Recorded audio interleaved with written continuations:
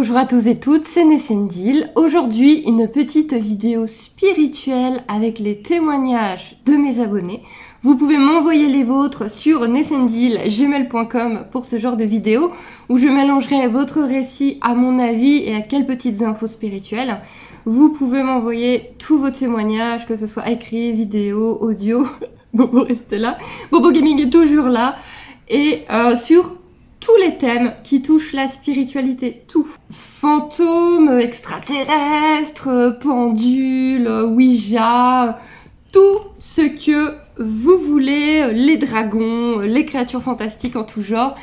Bref, tout ce que vous avez pu vivre de ce côté-là. Tu prends un petit peu de place, Bobo. Ça n'a pas changé. On va commencer cette première histoire avec le cimetière lépreux. On va raconter ici une petite anecdote de Potiron. Je ne me moque pas, non, ce n'est pas le prénom de la personne, mais elle a demandé l'anonymat. Et c'est un prénom que j'aime bien. Est-ce que c'est vraiment un prénom? Est-ce qu'il y a vraiment des gens sur Terre qui s'appellent Potiron? Je ne sais pas, mais si vous me connaissez depuis longtemps et que vous regardiez mes jeux vidéo avant, vous savez que c'était un pseudo que je prenais des fois. Alors pourquoi pas? Ça sera Potiron, ça va rajouter un petit côté mignon, et de toute façon ton anecdote est assez belle. C'est une anecdote qui pourrait faire peur à d'autres personnes, qui pourrait être utilisée dans l'obscurité, dans l'ombre, mais nous on va la jouer plutôt cool. Cette histoire s'est produite il y a quelques jours seulement pour notre antagoniste. Yael était dans son lycée, on va dire Yael comme ça, on sait pas non plus si c'est un garçon ou une fille, et de toute façon ça n'a aucune importance. Yael était donc dans son lycée avec 3 amis. Donc c'est un lycée qui à mon avis a une certaine ambiance, puisqu'il a été construit sur un ancien cimetière lépreux. Bon, si on oublie cette maladie qui est vraiment pas globe, non, je ne vous mettrai pas d'image, n'allez pas chercher sur Google. Si on oublie le côté vraiment pas très propre de cette maladie, oui, il y a dû y avoir des morts, c'était une maladie mortelle. De toute façon, qui dit cimetière, dit entité, défunt, dit que ça grouille, qu'il y a des personnes qui sont encore là. Du coup, ouais, je comprends l'idée de faire de la Ouija, je comprends l'idée de vouloir s'amuser un petit peu dans votre lycée parce que il doit y avoir matière à faire. Bobo est très intéressé par la vie des lépreux. Bobo! Bon, bref. Finalement, pas de Ouija, et vous avez bien fait. Ça ne disait pas au Potiron, qui sait qu'il y a des règles précises, que la Ouija, ça peut vraiment très mal tourner, très mal finir. Gros bonus, gros plus à toi, ne faites pas de la Ouija n'importe comment. Là apparemment en plus ça aurait été de la Ouija improvisée avec une feuille de papier, un verre, ça marche aussi bien qu'avec une belle planche décorative. Vous avez envie d'une jolie Ouija dans votre salon pour décorer, ça vous regarde. Maintenant, s'en servir, faites très attention, il y a vraiment des règles, il faut ouvrir, il faut fermer, il faut se protéger, c'est extrêmement important. Ici, dans ces vidéos, on va partir du principe que vous y croyez. Si vous y croyez pas, espérons que ces vidéos vous amusent. Prenez ça donc comme de l'amusement. Maintenant, si vous y croyez, je vais donner quelques conseils. On va essayer de s'y tenir un petit peu. Je vais essayer un peu d'informer en même temps. Donc, la Ouija, c'est pas rigolo, c'est pas pour rigoler. On fait très attention quand on s'en sert. Là, en l'occurrence, ils ont donc décidé de ne pas faire de Ouija, mais de quand même s'amuser au pendule, donc à la radiesthésie. À mon sens, vous pouvez faire de la radiesthésie où vous voulez, quand vous voulez, c'est beaucoup moins dangereux. Vous vous contentez de discuter avec les énergies, avec vos guides, avec les personnes qui pourraient être présentes. C'est moins dangereux. Ça peut être bien quand même de se protéger un minimum parce qu'on ne sait quand même jamais. Du moment qu'on fait de la spiritualité, c'est mieux de se protéger. Donc, soit en portant une pierre style œil de tigre, soit tout simplement en demandant une protection. Vous pouvez demander à vos guides de vous protéger, même si vous ne les connaissez pas. Eux, ils vous connaissent. Donc vous pouvez demander à vos guides, à haute voix ou dans votre tête, de vous protéger. Ou vous pouvez tout simplement vous visualiser dans une bulle. Une bulle de lumière, une bulle de savon, une bulle énergétique. Bref, vous vous visualisez dans une bulle que vous appelez votre protection. Et vous vous protégez, vous demandez à être protégé par cette bulle. C'est déjà un minimum quand vous vous amusez à faire un peu de spiritualité. Donc là, ils se disent, on va faire du pendule. Ils prennent une feuille de papier, oui, non, l'alphabet, et on prend un petit collier avec un petit pendentif. Ça marche très bien. Le principe du pendule, c'est juste d'avoir un objet au bout d'une chaîne, de façon à ce que l'objet puisse se balancer et que les énergies peuvent le bouger. Donc oui, un bijou, ça marche très bien. Yael et ses amis ont donc demandé si quelqu'un était présent.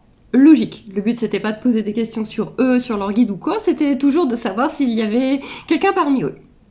Vous vous en doutez, la réponse a été oui.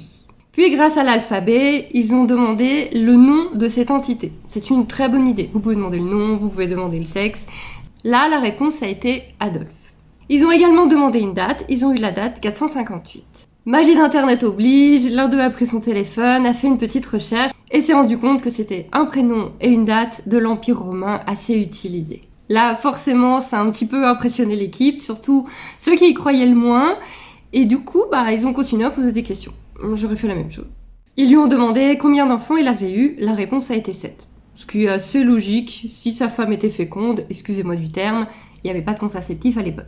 Ils sont partis du principe que sur 7 enfants, il y avait bien un fils. Ils lui ont demandé son prénom, qui a été Caius. Encore un prénom très connu et très utilisé de l'époque. Petite discussion ainsi au pendule avec ce personnage, ça a dû beaucoup les amuser. Dans l'email, j'ai senti aucune négativité, aucun stress, de la curiosité, de l'étonnement forcément, mais Bobo, vraiment un peu de respect. On rappelle que ce Maine Coon a 15 ans. Pour moi, c'est une jolie petite histoire. C'est une histoire assez positive dans la spiritualité. Personnellement, j'adore la radiesthésie, j'adore le pendule. Mais en tout cas, ils ont bien fait plutôt de faire de la Ouija, de passer à la radiesthésie. C'est une très très bonne idée. J'espère que vous l'avez remercié, cet Adolphe, d'avoir accepté de parler avec vous. Parce que lui, par contre, ça fait un sacré bout de temps qu'il est là. Il doit commencer à s'ennuyer. Je pense qu'il était content d'avoir de la compagnie et de pouvoir enfin discuter. N'hésitez pas à retourner à parler avec lui. Protégez-vous peut-être un peu plus, on ne sait jamais. Mais vu depuis le temps qu'il est là et comment il a été cool avec vous, je pense pas qu'il vous cherchera des ennuis. Mais on ne sait jamais. Merci beaucoup à Potiron pour cette histoire. N'hésite pas à m'en envoyer d'autres, puisque tu avais noté que tu en avais d'autres. Donc n'hésite pas. Cette deuxième histoire sera intitulée « Petit message de l'au-delà ». C'est Romuald qui nous envoie son histoire et merci beaucoup à toi. Cette histoire s'est passée il y a quelques années. Malheureusement, au matin, la mère de Romuald vient de le réveiller en lui disant que son grand-père, qui était à l'hôpital, était décédé pendant la nuit. C'est une nouvelle toujours très difficile. On a tous perdu des proches et c'est toujours quelque chose de très compliqué à gérer. Ils ont pris leurs affaires pour aller chez la grand-mère pour malheureusement préparer tout ce qui doit être préparé dans ce genre de cas. Cérémonie, rangement des affaires, etc. Il se rappelle très bien du jour de la cérémonie, mais comme il me dit, là n'est pas l'histoire. Il se rappelle surtout qu'il était vraiment triste, vraiment dévasté, que c'était très difficile. C'était la première personne qu'il perdait. Le soir, tout le monde rentre chez soi, et deuil ou non, faut s'occuper des animaux de la maison. Poules, oies, moutons, ânes, il faut rentrer tout le monde. Le papa va rentrer les poules, et Romuald se propose d'aller rentrer les autres animaux. En plus, ça va lui faire du bien d'être tout seul. Dans ces cas, on vit tous nos deuils de différentes façons, et c'est vrai qu'être seul est généralement quelque chose qui fait vraiment du bien, même à tout moment, quand on a un coup de mou, quand on va pas bien, on peut avoir besoin de se retrouver tout seul, d'en avoir vitalement besoin, il n'y a aucune honte à ça. Vous avez le droit, quel que soit votre âge, quelles que soient vos obligations, d'avoir des moments où vous êtes tout seul. Il fait ses tâches tranquillement, et lorsqu'il retourne vers la maison, il y a le chien qui aboie vers un muret. Le chien aboie, insiste sur quelque chose, donc forcément Romuald regarde. On l'aurait tous fait. Hello, il est 22h, c'est la Ness du montage qui vous parle. Il manque un petit bout, je ne sais pas où il est. Et donc c'est un rouge-gorge qui a disparu, mais qui revient. C'est un petit rouge-gorge qui est contre le muret et après qui le chien aboie. Voilà, on y retourne. Il décide d'éloigner le chien, certainement ayant peur qu'il le blesse ou tout simplement pour regarder un petit peu ce qui se passe. Donc il éloigne le chien, approche sa main, et le petit rouge-gorge monte dessus. Il n'a pas peur du tout, il est très zen, il n'a pas du tout l'air blessé, pas d'aile qui pend, pas de patte cassée, il est tout à fait normal. Il est tranquillement, calmement sur sa main. Romuald retourne vers la maison, prévient ses parents, et là leur maman a une très belle phrase, c'est votre papy qui est venu vous dire au revoir. Comme dit Romuald, il sait pas s'il y croit ou non, mais ça lui a quand même fait énormément de bien. Et moi, j'aurais tendance à dire, si c'est venu comme ça à ta maman, si son instinct lui a dit que c'était ça, c'est qu'il y a de fortes chances que ce soit ça. C'est assez courant que des animaux soient envoyés pour dire au revoir. Le rouge-gorge en fait partie. Il y a également le papillon, par exemple. Le cardinal, pour les États-Unis, c'est des oiseaux qui sont très connus pour ça. Et le rouge-gorge, je trouve, fait partie de ces oiseaux très empathes, très familiers. Une curiosité qui peut le pousser à aller vers l'humain. Et donc, c'est facile pour lui de recevoir un message et de l'amener parce qu'il fait partie de ces oiseaux les moins craintifs qui aiment bien ce genre de petites missions. Du coup, imaginez que leur papy venait leur dire un petit au revoir a fait vraiment du bien à tout le monde. L'oiseau est resté quelques instants et puis il s'est envolé comme si de rien n'était. Son message était passé, son travail était fait. Il pouvait rentrer chez lui et aller se coucher car, comme vous le savez, ces petits oiseaux-là ne bougent pas pendant la nuit. Donc il fallait bien qu'il aille se trouver un endroit pour dormir, il ne pouvait pas rester indéfiniment. On ne saura pas si c'est vraiment un message de l'au-delà, un message du grand-père, personne ne le saura. Dans ce genre de situation, écoutez votre cœur, écoutez votre instinct. Si on vous dit que c'est un message, c'est un message. Une petite histoire très mignonne, n'hésitez pas à m'envoyer les vôtres.